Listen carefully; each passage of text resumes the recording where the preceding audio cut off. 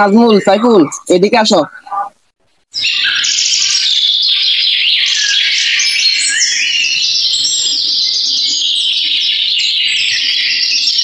আসসালামু আলাইকুম। ওয়ালাইকুম আসসালাম। তোমরা কেমন আছো? আলহামদুলিল্লাহ ভালো আছি, আপনি কেমন আছেন? আলহামদুলিল্লাহ, আমিও ভালো আছি। শোনো, আগামীকাল তো পবিত্র ঈদুল আজহা। আমি অনেক দামি অনেক বড় গরু কিনেছি। এই গরু দিয়ে আমি কোরবানি দিব। আমি যদি অনেক দামি অনেক বড় গরু না কিনতাম তাহলে কি আমার মান সম্মান থাকতো? শোনো, আমি অনেক বড় এবং দামি গরু কিনেছি, তাই এখন লোকে আমাকে আর কিছু বলতে পারবে না।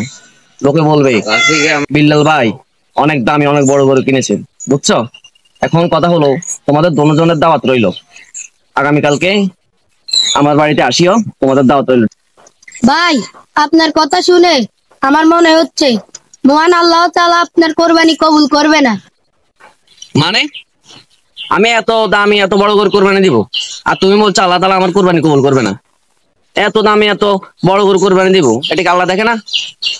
তুমি কি বুঝাইতে চাইছো? ভাই শুনেন, রাগ হবেন না, নিয়ত ঠিক রেখে কোরবানি দিতে হবে। ভাই শুনেন, কোরবানের পশুর রক্ত মাংস কিছুই আল্লাহর কাছে পৌঁছায় না, শুধু পৌঁছায় আমাদের মনে তাকওয়া। কুরবানি কুরবানি কুরবানি, আল্লাহ তো